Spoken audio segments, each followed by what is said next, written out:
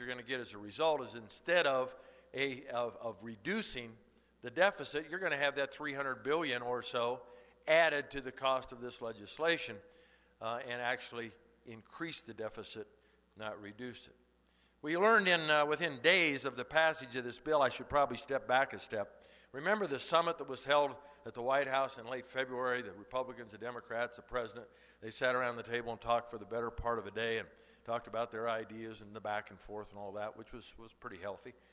Nancy Pelosi announced at that summit something that some of the Democrats have been citing for a long time, that this legislation, this health care legislation, would create over the life of the bill, however long that was supposed to be, but she said over the life of the bill, 4 million new jobs, and the important part was 400,000 jobs almost immediately. That's a direct quote.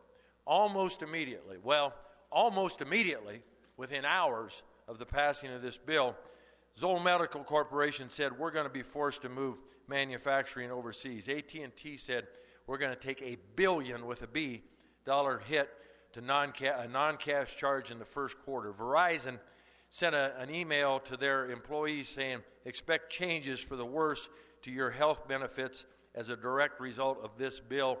Over 2 million retirees' health care benefits. This is another story. Over 2 million will have their retirement health care benefits reduced because of this legislation. Valero says they're going to take a charge in the first quarter of 15 to 20 million. 3M, AK Steel, Caterpillar, Deere, Medtronic, even our ski industries. There's an article in the Steamboat Pilot. Steamboat Ski says it's going to cost them $2 million because of this bill. Anybody in here who's been in business, when you got to pay out more money, how in the world does that create jobs?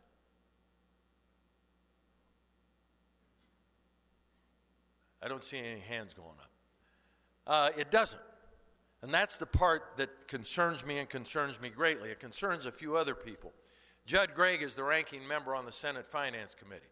Judd Gregg said recently, we are headed to banana republic status, the United States of America. Now, some might say that's just idle rhetoric. I'm going to give you a few reasons in a minute why I don't believe that that's idle rhetoric. More recently, Judd Gregg said, the U.S., this is a quote, the U.S. is headed for a financial meltdown. Never in my life did I think I would ever hear that. Here's some of the reasons why. For the about 60 years, 62 to be exact, after the end of the Second World War, after that greatest generation came home and went to work and laid the groundwork for the 60 greatest years of expansion, economic expansion, wealth creation, freedom expansion, intelligence expansion, innovation expansion of any nation in the history of the world. 6 decades in a row. For those 6 decades, our federal government consumed about 20% of the total gross domestic product.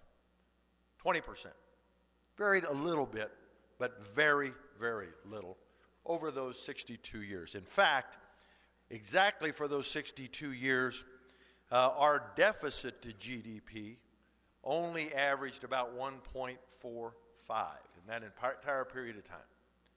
So we were reasonably stable. As the economy grew, government grew a little bit, government spending grew a little bit, but on a relative basis, those ratios stayed very, very constant. We can stand a little deficit, a little. Most economists, including Milton Friedman, said about 3% for economies like ours. You get beyond that, it gets a little bit shaky. Remember those ratios. Some would say, well, recently, though, it's gotten a lot worse. A little bit.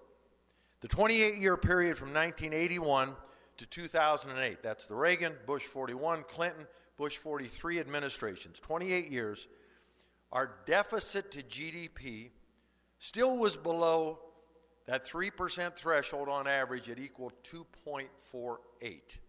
Okay? Right now, the deficit to GDP, actually not right now, 2009, we've completed that year.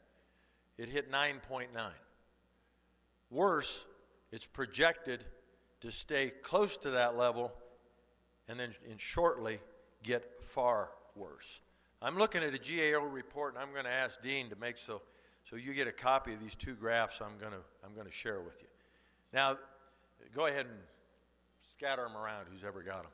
Leave a couple on each table, and those of you that want one, take it with you. The first one is our debt held by the public. That's not the intergovernmental agency. It's not what the Social Security owes Treasury, because that's a big number, or the VA owes Treasury or any of that. This is debt held by banks, private individuals, foreign countries. China's got a lot of it. Japan's got even more of it right now. Our debt held by the public at the end of the Second World War, 1945, hit 109%. Why is that significant? It's because within but a few years, as you see on chart 1, the GAO is predicting that we hit that 109% again. But unlike after the Second World War, when our fathers and grandfathers and mothers and grandmothers came home and went to work, that debt to GDP fell dramatically and got down around 35% for those next 60 years. In fact, when George Bush handed the baton to Barack Obama, it stood at 40.8. We were already in recession. We'd had 9/11 and all that. George Bush had done all those terrible things to the economy already. We were at 40.8. Today, well, a month or more ago, we were at 53 and rapidly climbing. As you can see from this graph, and I submit to you, you should use the dashed line, because by the CBO's, the reason the CBO does an alternate and a baseline, the baseline doesn't assume that they do anything with AMT, and it assumes that they don't do anything with those Medicare reimbursements forever on this graph. That is totally unrealistic. That's why when they calculate this, the GAO does the alternative, making some assumptions that those will be corrected to historical averages. You can see that we hit that 109 by about 2019 and continue to escalate dramatically. That's what caused Judd Gregg to say we are headed to banana republic status. You can't sustain that, folks. You can't sustain that whether you got a D or an R behind your name. It's unsustainable. This is why countries can't pay their bills. Look at figure number 3. These are our surpluses or deficits. Under those same two assumptions, the alternate as well as the baseline, look at the alternate. That's the one, again, that assumes they take care of Medicare and do something with AMT like historically has been done. And remember again, when you look at those charts, 3% deficit is what all the economic experts agree is about all that is sustainable for deficit spending. We don't even come close in anything in the foreseeable future. In fact, we keep launching toward 20%. Ladies and gentlemen, it's unsustainable. And by my estimation, the stimulus, 4 out of 5 people think the stimulus money was wasted. More than half people think it either did nothing or actually made the economy worse. Count me in that category. Those are the lessons of the Great Depression that we seem to have failed to have learned. Read The Forgotten Man by Amity Shlaes, and you would think that we're living through deja vu all over again, trying to spend ourselves wealthy, tax ourselves into prosperity. It doesn't work. It's never worked in the history of the world, and it won't work right now. So then we pass some other legislation and talk about more that actually is a damper on job creation, not the opposite.